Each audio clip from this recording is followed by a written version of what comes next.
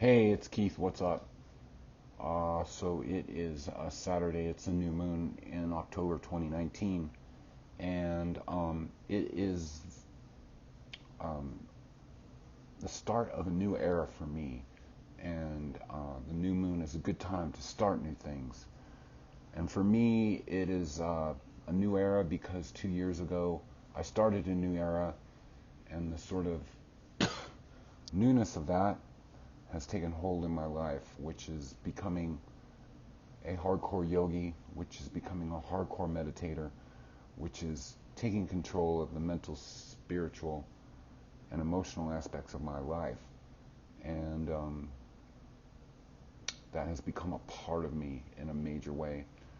I realize that from a yogic point of view and from a meditational point of view. First off, from the yogic point of view, because I had a couple weeks, I had a long period of time after my surfing accident where I wasn't able to do yoga. And then I kind of got it back online. I had a few good practices, and then I had a couple weeks where I didn't have the time to do all the primary series. And then I had a lead Sunday class. Usually I do Mysore, which is, Ashtangis know what that means. It's not a lead class. It's like you walk into a studio, you start doing your sequences, and there's somebody walking around that adjusts you, that gives you advice, and it's not a lead class. And it's my preferred way to do yoga. So that's called Mysore, Mysore. And if you can come across a studio that does that, it is the ultimate way to learn how to do Ashtanga yoga, which is the root of yoga. So, and then the studio I go to, they have lead classes on. Well, they've kind of branched out now. They used to be just Mysore and lead classes on Sunday, but now they used to share the studio, but now he's doing a lot more lead classes. But I still stick with the same program. And so on a Sunday, I did a lead class, which is harder because when you're doing Mysore, you do everything at your own pace. Sometimes it's not as hard. It depends. But in my case, the point of that long story is that I found myself 96% efficient. So yoga has become in me, and it's a great thing, and I feel better than I've ever been in my life. And then the meditation thing, during my surfing accident, or not during it, but the post part of that, I wound up deciding to take muscle relaxants, pharmaceutical muscle relaxers, which I don't know if I needed to or not, but I decided to because I was a little bit scared, to be honest. Like I said, I thought I was going to die. Couldn't meditate in that period. It was impossible. And then I had to come back into my meditation practice, and that was when I really realized how important it was to me. So that's why I say I'm moving into a new era right now. And so I'm marking the start of this era. Like, I, for the most part, all this entire year have been kind of like blended fasting or blended food, which is taking like vegetables. Like a typical thing for me to do would be like, I think there's a recipe I put on there, which would be to take some cabbage. Well, this one's a little bit different. Some cabbage, fermented lemons is something I always have in my refrigerator. I do gallon jars of those, is just cutting up wedges of lemon, putting them in water with some salt, letting them ferment for 4 or 5 days, then getting them in the fridge pretty quick because they'll get that white mold on them pretty quick, quicker than anything. So those are a big staple in my diet. So cabbage, fermented lemon wedges, lemon water, cilantro, pumpkin seeds, sunflower seeds that are soaked, salt, equal parts ginger, garlic, coconut oil, and did I say cilantro? And then just blending all that, and maybe throwing a little avocado in there to make it creamy, maybe throwing a little chia seeds in there for the omega-3s and to thicken it up, and what else? Maybe some psyllium husk in there too. I really like that, putting that in there and making it kind of extra thick. It just really works wonders on the colon. So just kind of doing stuff like that all the time, even if I'm also eating a little bit of solid stuff. So I'd put that in a bowl with maybe some spiralized zucchini, maybe a few things I dehydrated, some sprouts, some buckwheat sprouts. I love buckwheat sprouts. But the point of this is that I've pretty much been eating that, like blended food, like is a major staple in my diet, like all the time. Which just means that it gets into your body better, and I'll do little like 3-4 day blended fasts here and there, but I'm gonna go hardcore into it now. I'm gonna maybe blog like every day. I kind of have that recipe I just told you I have with some like hatch chilies. Like hatch chilies are in season right now, so I'm doing that. Starting it out, I was real excited. I was wanting to do it, and I was just kind of like, I've started a running program also of getting up in the morning. Like, I heard this like a couple years ago, I think, from Vegetable Police, of him saying, I don't know where he found it from, but if you get up and you run at least 5 minutes first thing in the morning before you do anything, meaning before you take a drink of water or anything, it does amazing things for your liver. You lose weight. Not that I need to lose weight, but just to like kind of tighten up and get that core going. And running does wonders for me, for my core. I don't know if everybody experiences that. And I don't mind being tighter, of having more of a washboard look there. I'm not really so, I'm skinny. I'm skinnier than I've ever been in my life. I'm 56 and I'm 6'4". I used to be like, I always thought I was like 6'7", but I guess maybe I've shrunk a little bit getting older. 6'4" and kind of around 170 pounds. So most of my life, since I was like 13 or 14, I've always run around 195. Maybe that sounds strange, like too skinny, but like the thing I discovered that with my yoga and with exploring the truth of my own body, because there's a thing in our collective consciousness called, which I thought of doing a video about this, but I'll just mention it now, called collective dysmorphia. Dysmorphia is like where you're not, like I think you're repulsed by your body, or you have like aspirations to be something that you can't be, or you think that you ought to be a way that you can't be. And so I think there's a collective dysmorphia of, especially like somebody like me, like you, like I said, I'm 6'4"-ish, 6'5", whatever.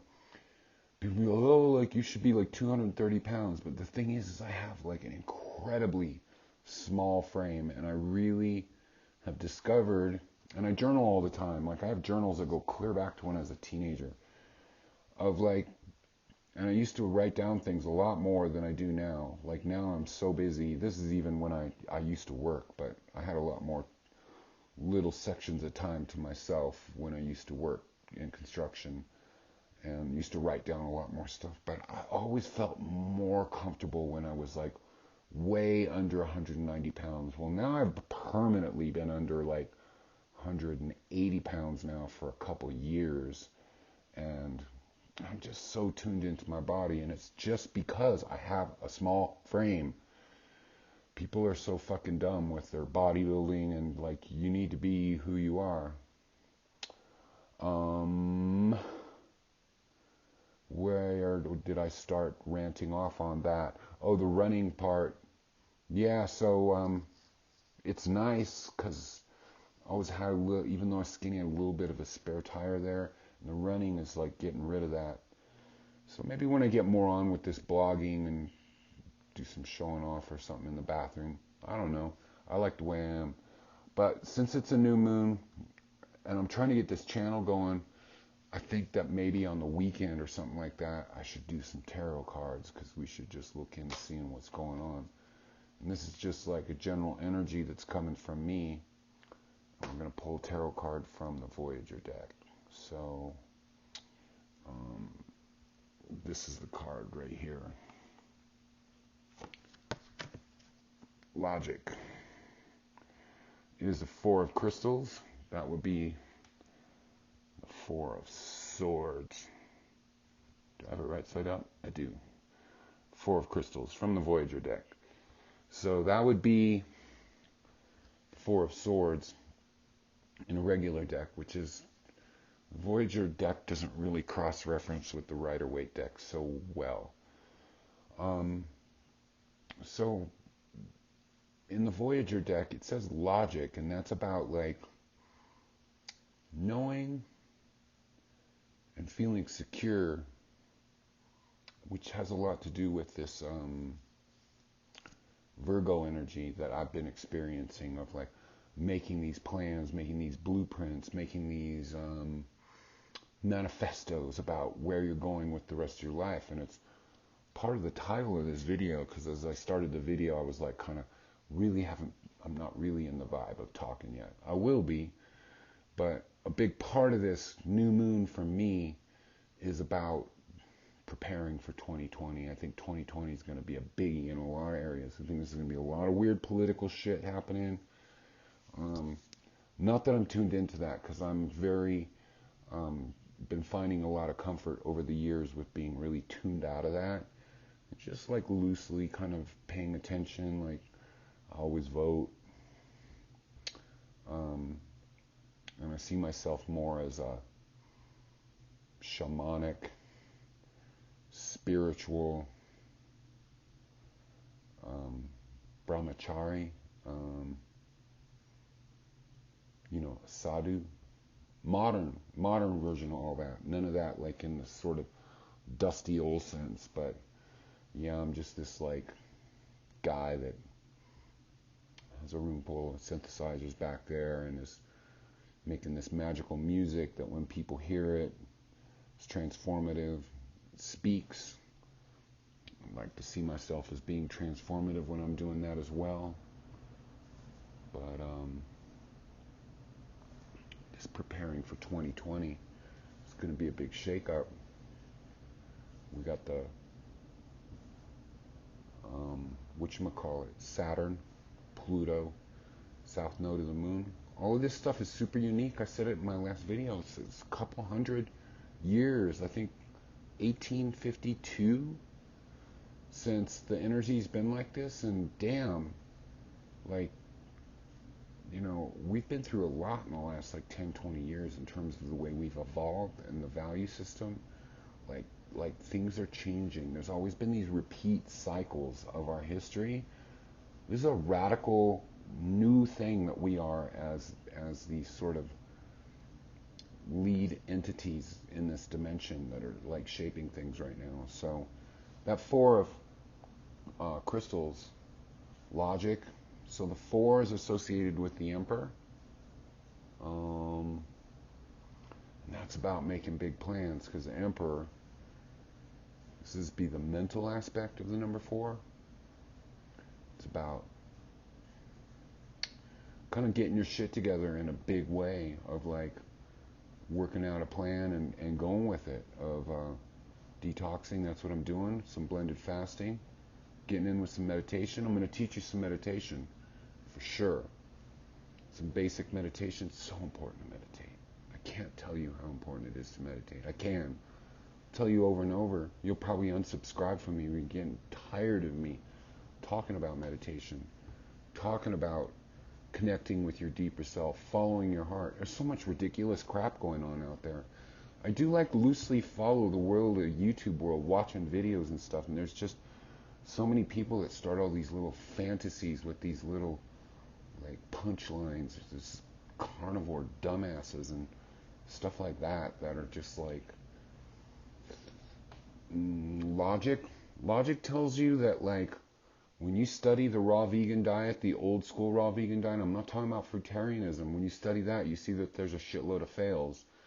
But when you study the old school raw vegan diet, I'm talking like people like Ann Wigmore, Viktoras Kulvinskas, and the people that have been doing it for a long time, Gabriel Cousins, and the people that have just, they kind of don't want to be on YouTube, or they're not on YouTube, they're just living their life. You're going to find that there's a overwhelming majority of people that are looking good.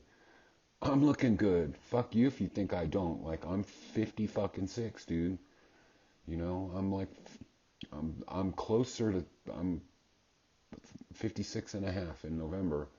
I'm going to be 60, and I'm getting better, and I'm getting more plugged in with, which is basically a vegan ketogenic diet, sproutarian based, live food based, cultured food, some interfacing that with a lot of Chinese tonic herbs, stuff like that. So logic tells you that you need to get control of your mental facilities. All of this food stuff that I've been doing, that I've been showing you for the last couple of years, none of that is fucking new. Like, it's shit I've been doing since I was 20. What is the difference? The difference is that I meditate, that I have more of a familiarity with myself, of understanding myself, that I love myself. I have a connection with myself. I've always journaled. I'm not defined by who I'm with. I'm not defined by the stuff I have. I don't care if I lose everything. I want to hold on to my house. But there's no danger coming up or anything like that. But I'm just saying, I've let go of everything that people think is important. So logic is this Virgo thing, and as we're entering into this this weekend, the south node of the moon and Saturn are conjuncting again. They keep doing this little dance where with retrogrades and stuff like that, and all this stuff is going to come into full effect. We've got another eclipse coming up around Christmas time.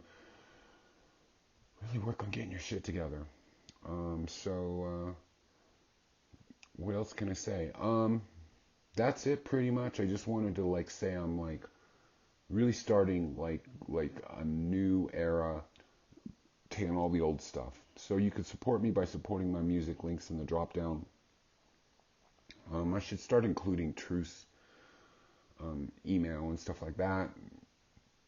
Good friends with Truth. I'm going out to see him on Wednesday, helping him move. He's moving deeper into the outskirts of where he lives. I don't know if he wants me to tell where he's living, so I'm not going to until I'm given the okay on that. To get away from cell phones and Wi-Fi and all that stuff. And I could talk about that later myself.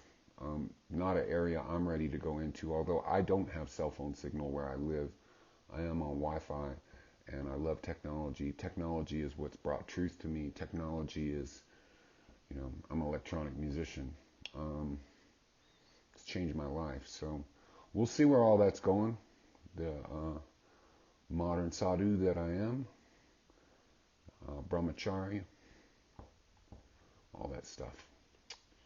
Links in the drop down to my music, secondculture.bandcamp.com. Secondculturemusic.com. Tuning back in with the world.